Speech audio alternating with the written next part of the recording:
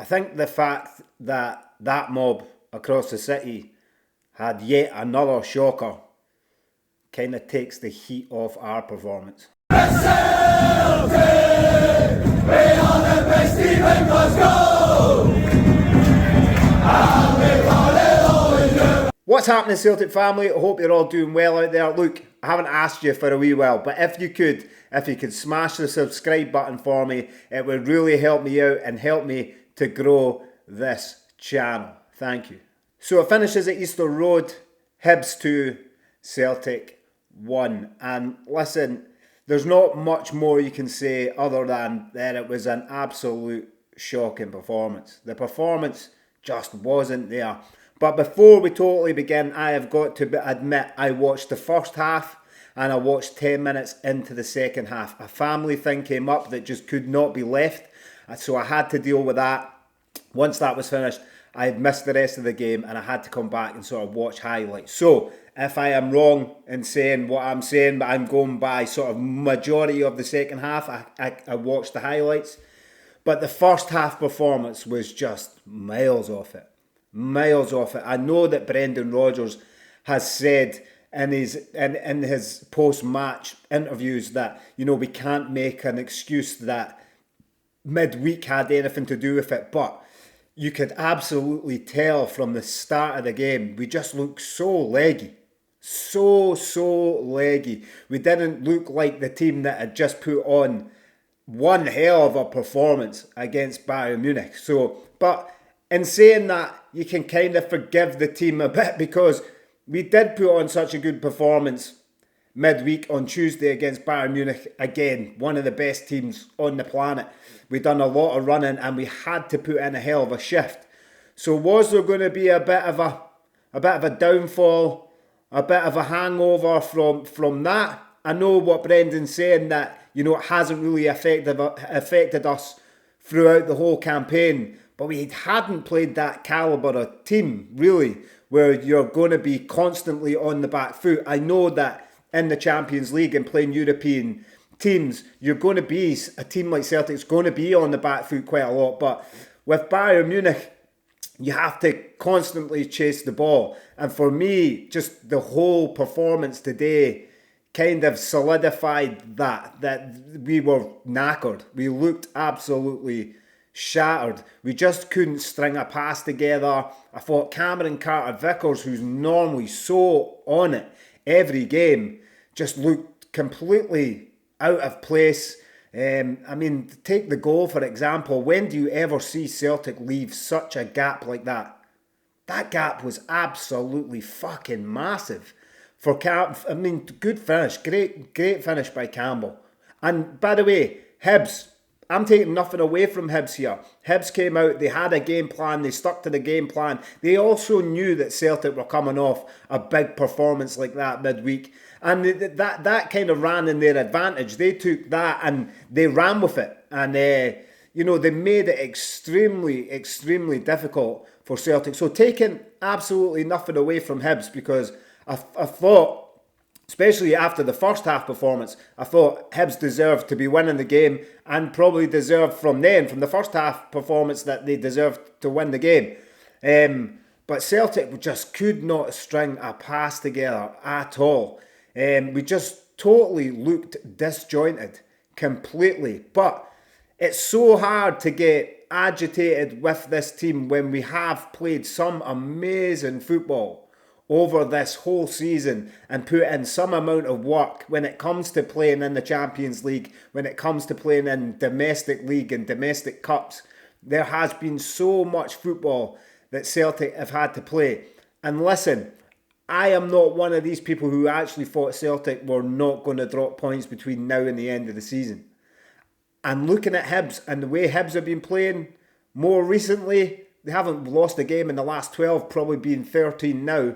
I mean, that's a team that you could potentially go to Easter Road, and a team that's sort of firing on all cylinders right now and playing some really good football, and other teams finding it hard to break them down and beat them. That's a team that can cause an upset, especially off the back of that Bayern Munich game. But again, I understand what Brendan's saying, and he doesn't want to make any excuses, and there shouldn't really be any excuses, but it shows you just exactly where we are when it comes to sort of depth within the team. You know, the depth is not there. I mean, there was 3 changes made, and all 3 changes didn't really make an impact. But for me, I don't know why he played Greg Taylor. Now, look, listen, I know there's going to be people on here going, oh, having another go at Greg Taylor. And I haven't had another go at Greg Taylor. I never really do have a go at Greg Taylor. I've only ever came on here and said that domestically, for me, Greg Taylor has definitely played really well and put in a shift and done everything he can for Celtic. But as far as I'm concerned, Greg Taylor wants to leave the club. That's where we're at. Now, Brendan and the ethos of the club is that if you don't want to be there, then that's fine, we'll get you the move. He doesn't want to be there. If he did want to be there, he would have signed a new contract.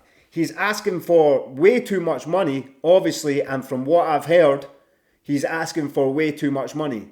So therefore, when he's told you're not going to get that kind of money here, then he's making a decision, even by sort of sticking to his guns in that way, that's fine, I'll get it somewhere else, I don't want to be here anymore. So I don't understand why Brendan's even played him, and I really don't understand why he's played him in front of Schlopp when Schlopp has came in and hit the ground running, and against Bayern Munich, for me, was the best player on the park.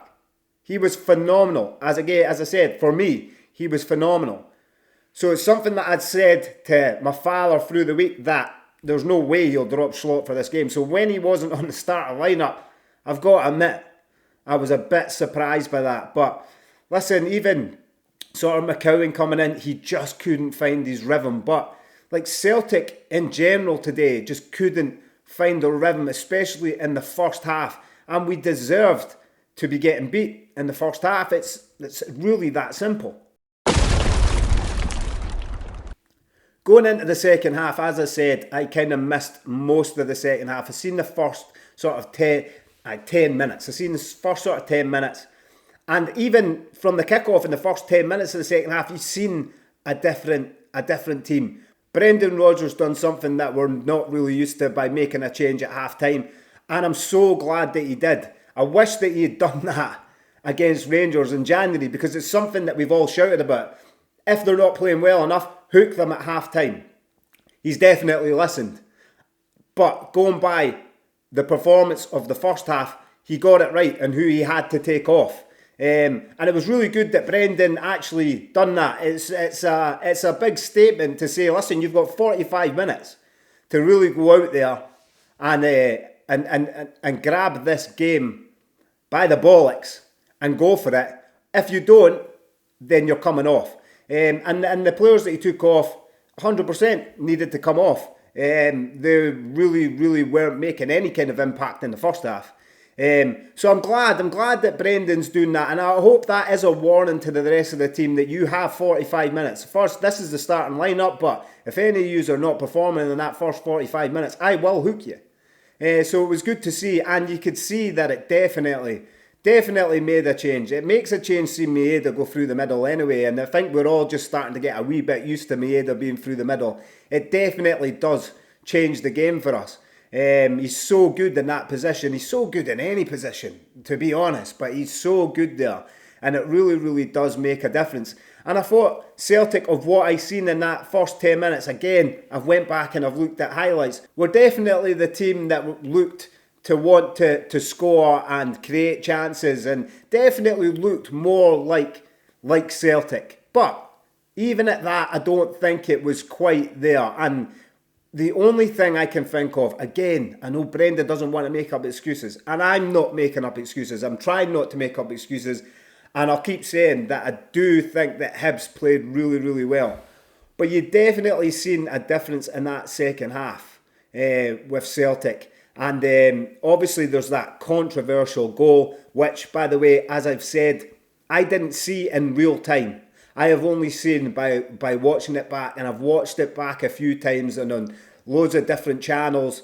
to try and see if there is any sort of reasoning behind the decision. Now, I know there's a lot of things going on social media, people posting things up about what Gary Neville put, and he talked about a very similar, in fact, pretty much the same situation, and he gave an example. If you haven't seen that, go on to social media, you'll find it there, and it's a perfect example. But from looking back at it, and even on the replays, as I said, there's no touchline camera there, so you can't see. But for me, looking back on it, you can tell that that's the whole ball is not over the line. You can absolutely tell. Again, try not to make excuses why Celtic lost, but that for me changes the game. That for me changes the game. They've then got 10, 12 minutes, whatever, in extra time to then go and find that winner. And even if they don't find the winner, they come away with a point. And a point would have been a good thing considering how we played in the first half. These are things that we're going to have to get on top of. If VAR is here and VAR is here to stay, and it is, there is no doubt about it, they're not going to go backwards now. VAR is here and it is here to stay, then they have to get these things right and they have to invest in proper equipment. It has to be done. There's no way, because this has not just happened. This doesn't just happen to Celtic. This is happening, as I said, Gary Neville has done his own demonstration on this. So it's happening in world football. And it can't be. It just can't be happening in world football. We need to get a grip of this. But listen, it is what it is. Celtic lose today. We drop points. But as I said at the beginning of this, I think the heat has kind of been taken off us by that other mob just being an absolute shambles and losing again today. But listen, it kind of, as I said, it kind of got us out of jail a wee bit, the fact that they've dropped points and it's nil and void now. They didn't gain any points and we're still at where we were at. But listen, we were always going to, whether we lost today and they won today, this league is over. You better believe it. But again, we're talking about the game today, and today it just wasn't good enough. It just wasn't good enough. But as a whole, this season, we haven't had many games like that. Let's be honest, there really hasn't been many games like that. Celtic have been unbelievable. Say that all the time on this channel. Unbelievable or phenomenal. These are the two words that I seem to say all the time. But we have been unbelievably phenomenal.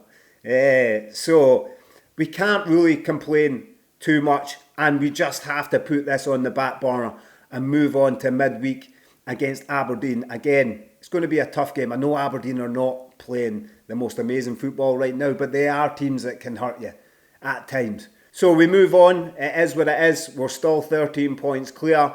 All is good and well, apart from the performance today. But the guys will look back at that and they will know that just wasn't good enough. But listen guys, as per usual, please let me know what you're thinking in the comment section. Again, please smash that subscribe button. Give us a subscribe. I would really appreciate it. And I hope you enjoyed the video. But if you didn't, thank you very much for wasting your fucking time. It's been amazing having you along. But listen, until the next one, stay safe out there, Celtic family. Hail, hail. Take it easy.